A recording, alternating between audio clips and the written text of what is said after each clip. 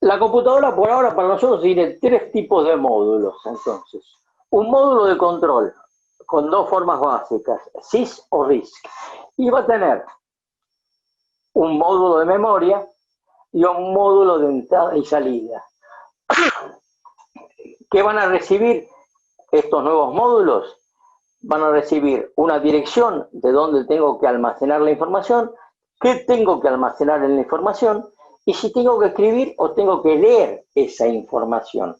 El CPU va a generar las señales de control, va a generar las direcciones de dónde debo escribirlo y va a generar qué debo escribirlo. El que lleva el control va a ser la CPU, pero la que ayuda a que la CPU funcione son las memorias del sistema, el bloque de memorias. Acá tenemos que hacer una primera pequeña digregación. Los bits se agrupan en bytes. ¿Qué es un byte? Un byte es un bloque de 8 bits. Un bit en sí no me dice nada. Un bit en sí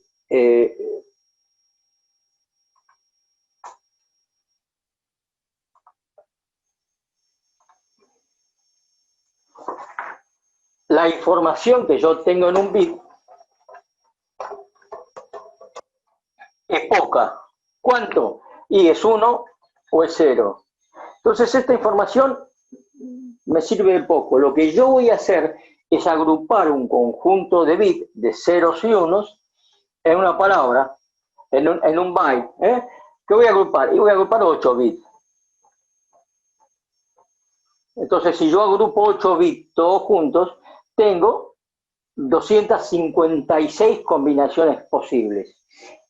Bueno, si tengo 256 combinaciones posibles, eso me dice que tengo 256 informaciones diferentes.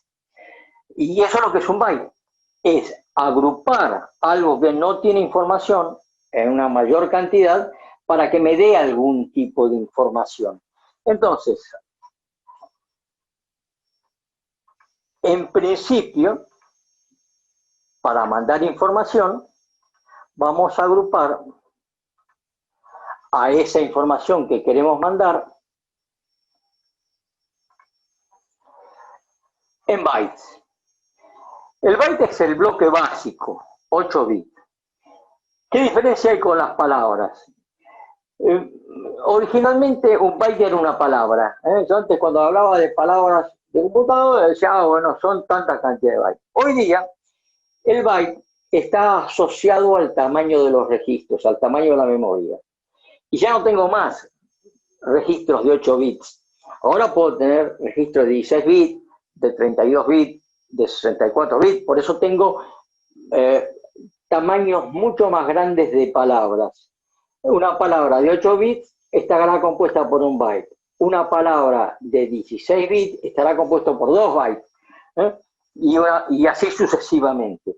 Pero lo cierto es que no nos confundamos con tamaño de palabra con tamaño de byte. Un byte originalmente, hace muchos años atrás, era una palabra. Hoy día las computadoras utilizan palabras diferentes, básicamente 32 y 64 bits.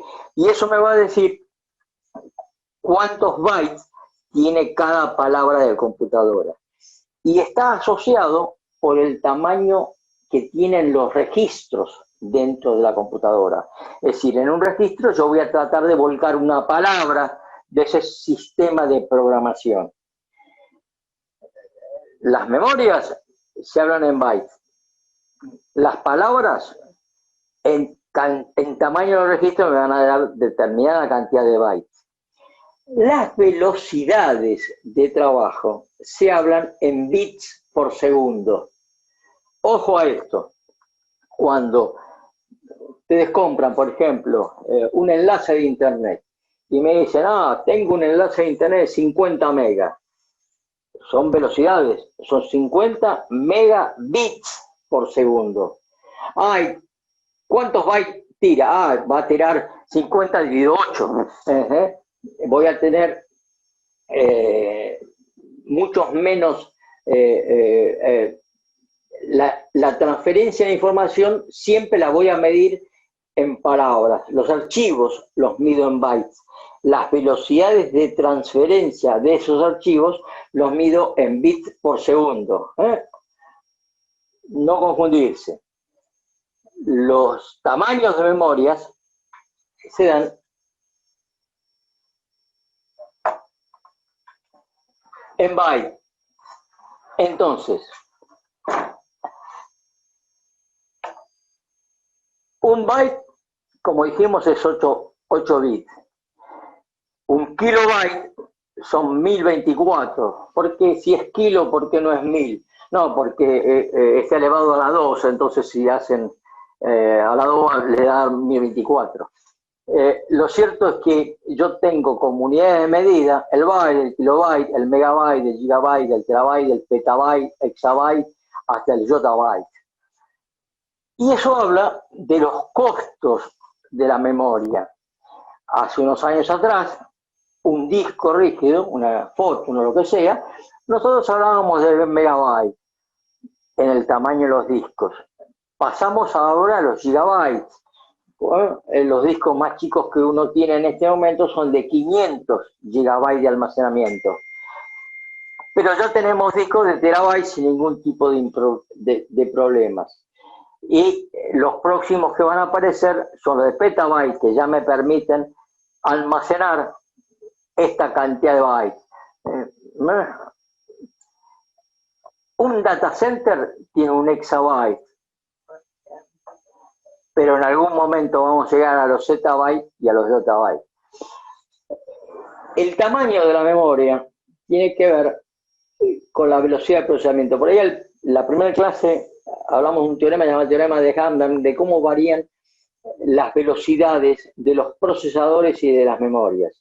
La velocidad de las memorias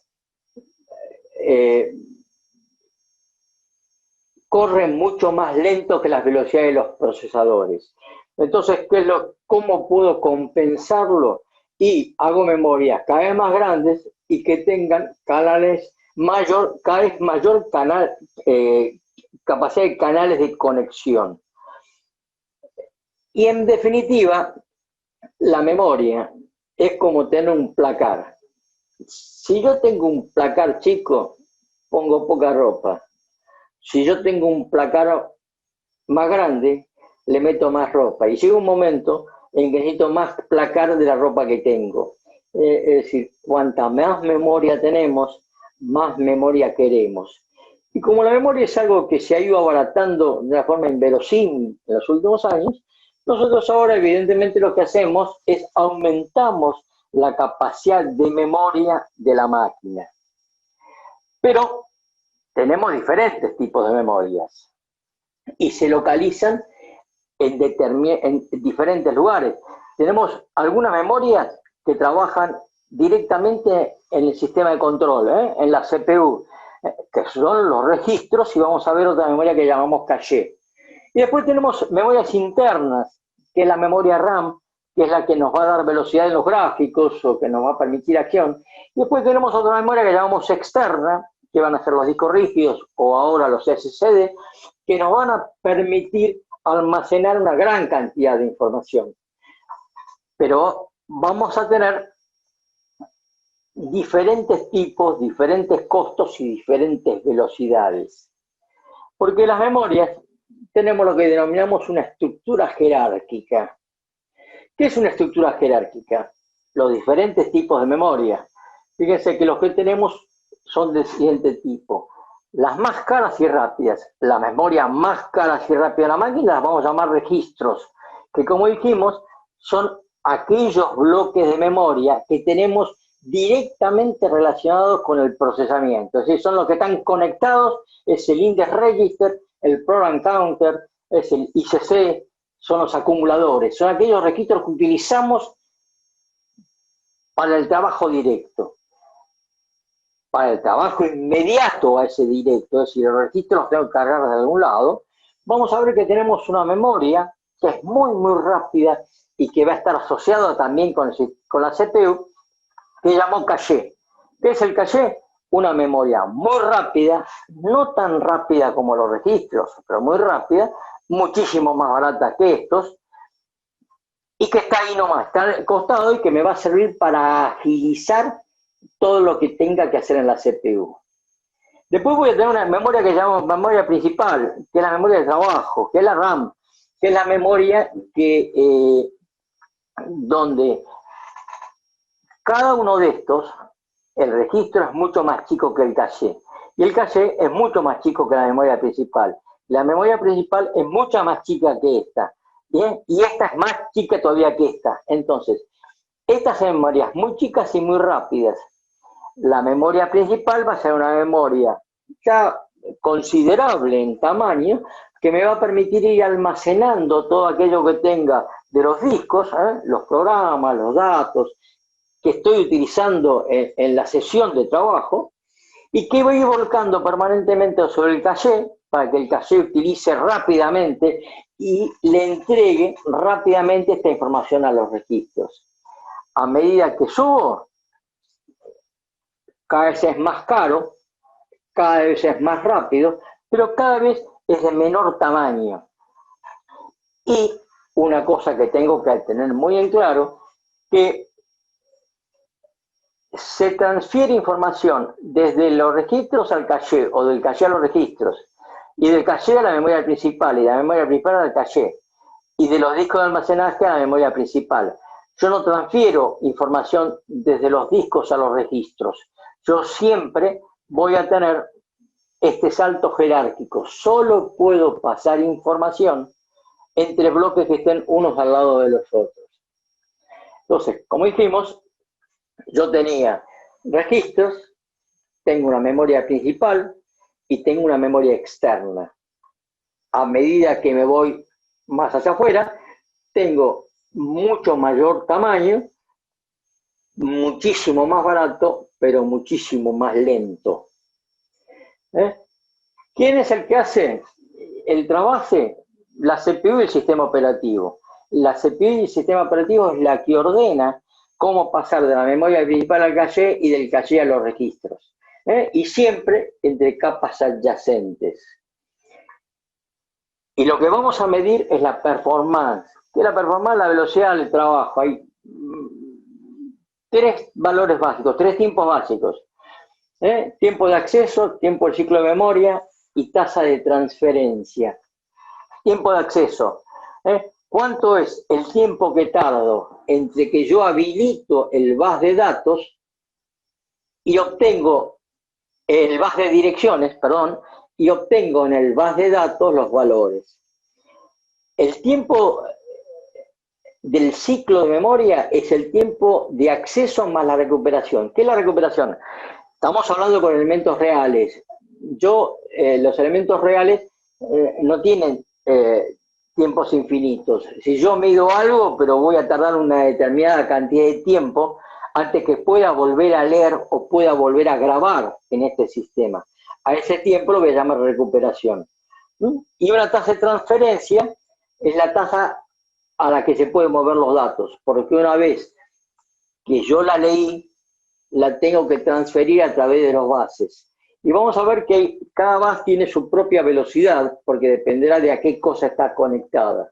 Entonces voy a tener un tiempo de acceso, que es el que se presenta la dirección y obtengo el dato. Un tiempo de ciclo de memoria, que es el tiempo entre que yo accedí, lo obtuve, y puedo volver a hacer algo con esa memoria. Y una tasa de transferencia, que es la velocidad a la que voy a poder mandar eso hacia el que me pidió el dato. Para que tengan una idea, ¿cuáles son los tiempos de acceso? Los registros, un nanosegundo es el tiempo que tardamos en acceder a un registro. ¿Cuánto es un nanosegundo? Es 10 a la menos 9 segundos. Acuérdense, milisegundos es a la 10 a la menos 3, microsegundos 10 a la menos 6, nanosegundos 10 a la menos 9.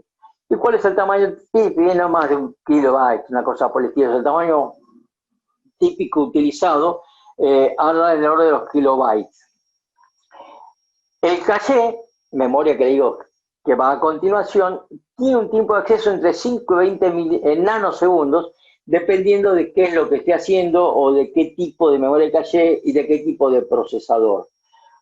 La memoria principal entre 60 y 80 nanosegundos y los discos están en el orden de los milisegundos. Fíjese, este estamos en 10 a la menos 9 y este estamos en 10 a la menos 3.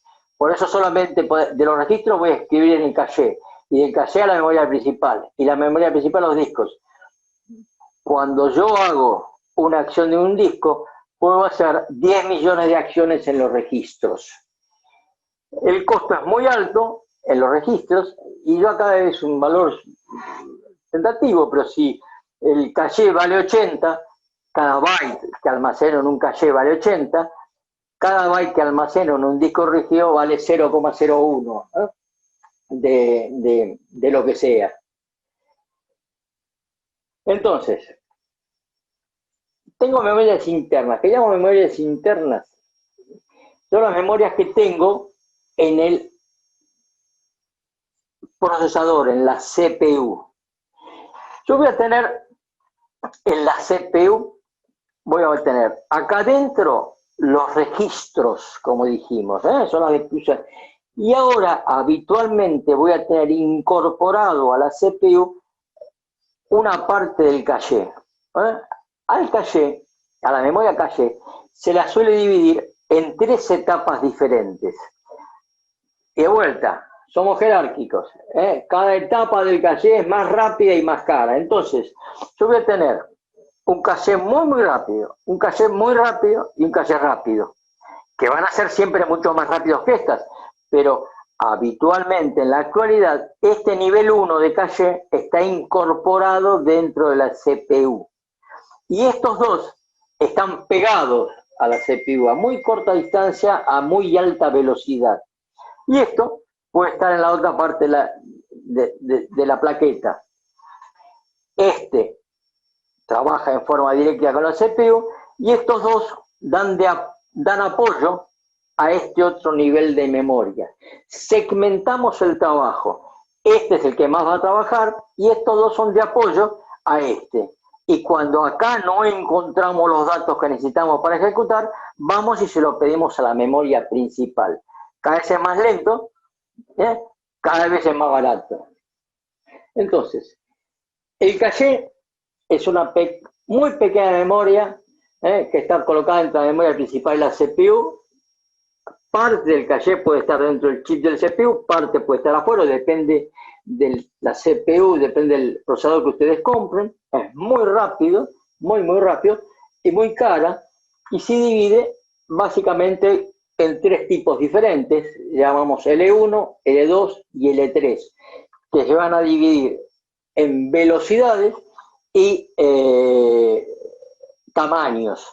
En general, la memoria primera, el caché, es esta de acá, es de 32 a 64 bits, no más de 64 kilobytes, mientras que las otras ya trabajan en 500 kilobytes, o esta puede trabajar en un montón de megabytes.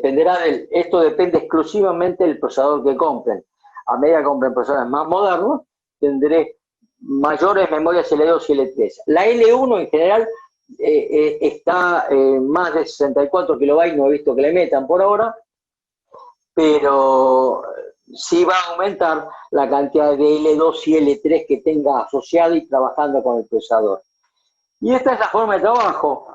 Yo tengo núcleos, tengo procesadores que tienen varios núcleos. ¿Qué significa? Tengo varios procesadores en paralelo. Tengo varios de los que vimos hasta ahora, RISC o CISC, pero los tengo en paralelo. Ya no tengo un solo bloque de control, tengo varios bloques de control en la misma CPU.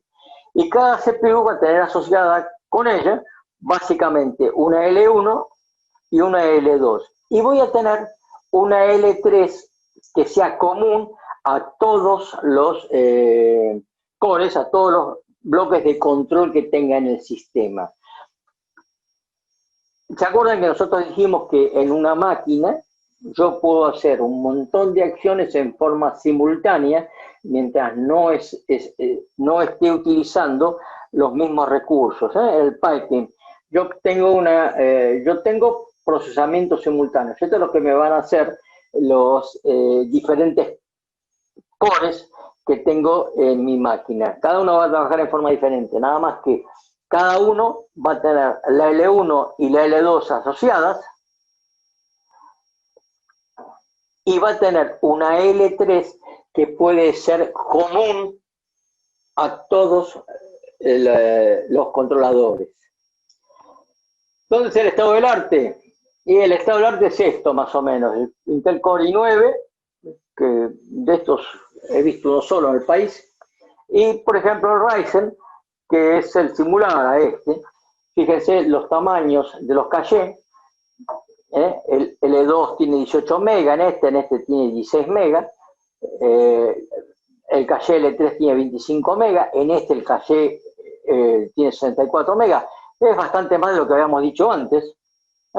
Acá hablamos con memorias mucho más bajas, en este tenemos memorias mucho más altas, pero también fíjense el precio aproximado que tienen estos nuevos procesadores con esta memoria.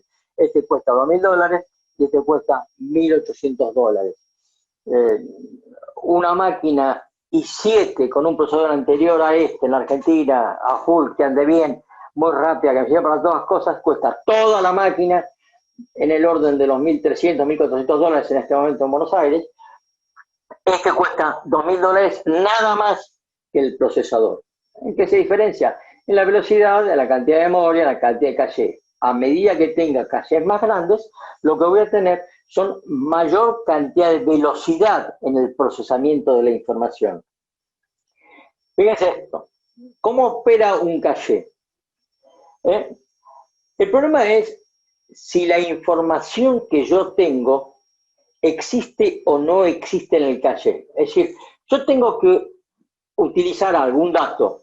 Entonces, lo que voy a hacer es lo siguiente. Lo primero que voy a hacer es verificar si ese dato que yo necesito está o no está en el caché. Si está en el caché, si está en la memoria que inmediata, digo acierto el caché y directamente lo utilizo. Si no está en el caché, lo tengo que traer de la memoria principal o de otro valor del caché. Y tengo tres políticas. ¿Por qué? Porque el caché en general está todo lleno, yo lo tengo trabajando a full. Entonces tengo tres políticas. Cuando traigo la información de la memoria principal, de la memoria RAM, tengo que decir dónde lo coloca, a cuál saco, y si es una escritura y en este caso que es una escritura. Esas son las políticas que yo tengo para el manejo de un caché. Tengo que verificar primero si está el dato que yo necesito, está en el caché o no está en el caché. Si está en el caché, lo utilizo. Si no está en el caché, lo tengo que ir a buscar a la memoria principal. La memoria principal lo voy a traer. Una vez que lo traigo, voy a tener que decir qué sustituyo, porque el caché está lleno. Así que voy a tener una política de sustitución, una política de ubicación donde meto el dato y decir que es un dato de lectura. Y hay dos tipos de principios que son muy importantes, se llama temporal y espacial. Primero, en general, cuando yo ejecuto un programa, tengo que lo denominar un bucle. Voy utilizando siempre las mismas instrucciones o utilizo repetidamente las mismas instrucciones. A eso lo voy a denominar localidad temporal. ¿Qué significa la localidad temporal? Que en un programa normal yo probablemente utilice las mismas sentencias en el mismo orden. Las sentencias las tengo almacenadas en los caches. Pero aparte tengo otra localidad que se llama espacial, que estadísticamente es muy común que yo utilice, que yo repita o vuelva a utilizar sentencias que están cercanas. Entonces, en la acción del caché tenemos dos localidades. La temporal, lo normal es que yo haga bucles. La espacial es que lo normal es que yo, aparte, utilice sentencias que están unas a continuación de otras.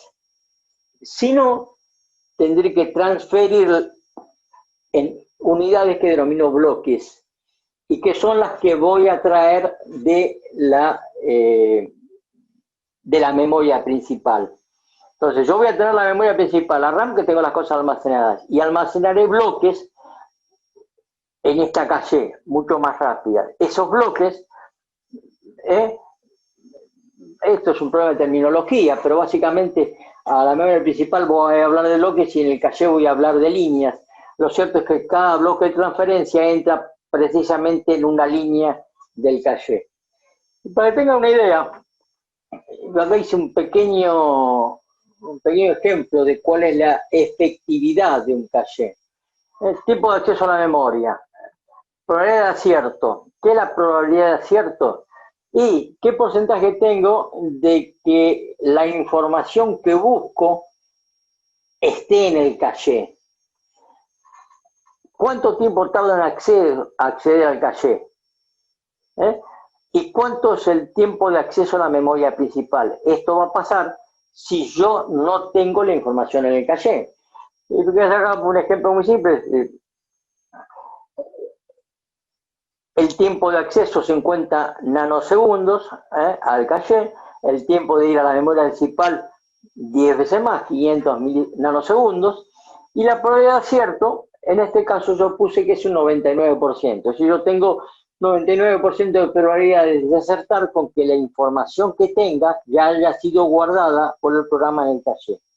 Entonces, el tiempo de acceso sin caché es la probabilidad de acceder por el tiempo de acceso y la probabilidad de no acceder por el tiempo de acceso a la memoria principal.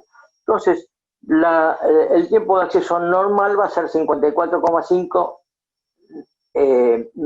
nanosegundos. Y si no tengo caché, el tiempo va a ser 500 nanosegundos. Si yo tardo 10 veces más en tiempo, si no tengo la información en el caché. Entonces, cuanto más caché tenga y más información pueda almacenar, mayor velocidad voy a tener para operar mi programa. Esto es lo importante de la caché. El problema de la caché es, si tengo el dato cerca y lo traigo rápido, tardo muchísimo menos tiempo que si tengo el dato en la memoria principal y tengo que acceder a la memoria principal. Acuérdense que era acceder a la memoria principal. Tengo que habilitar el bus de direcciones. Es decir, le tengo que decir a la memoria principal dónde voy a ir a buscarlo. Tengo que habilitar el bus de control. Le tengo que decir qué es lo que voy a hacer con lo que hay en la memoria principal. Acceder, leer o escribir. Y después tengo que copiar esa información y trasladarla. Pero todo ese tiempo, 10 veces más, se va a traducir en la operación de un programa. Entonces, si yo quiero bajar una imagen y veo que la imagen tarda 1 hora 45 minutos, bueno, porque todas las memorias que tengo involucradas en la ejecución de esa acción son o muy lentas o no trabajan. ¿Ok? Entonces, esta es la operación típica de un caché, un procesador, el caché, y tengo acá los buffers de direcciones. ¿Qué eran los buffers de direcciones? Estos son registros, donde voy a poner las direcciones y los datos de lo que voy. Y voy a tener un caché que me va a permitir trabajar en forma directa con el procesador. Entonces, la operación de lectura va a ser, tengo una dirección, ¿está contenida en el caché? Sí. Cargo el caché y lo ejecuto en la CPU. Si no, accedo a la memoria en bloques, busco la información y la derivo o lo cargo. Es decir, tengo una forma mucho más rápida si hago esto que una forma mucho más lenta si hago esto. ¿Ok?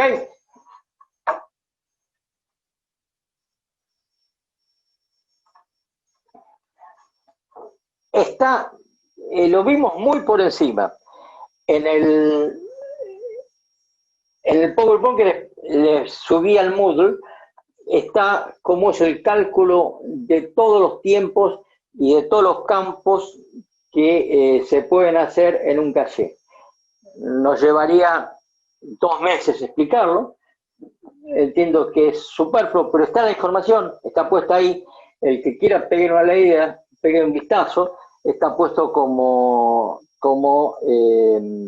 imágenes que están ocultas dentro del PowerPoint, pero toda la información está en el PowerPoint y van a encontrar que en hay muchas de las imágenes que tienen información redundante de esto, información de esto. Esto es una cosa pesada, pero bueno, es el sistema que tenemos y es lo que tenemos. Ahora sí, preguntan a ustedes.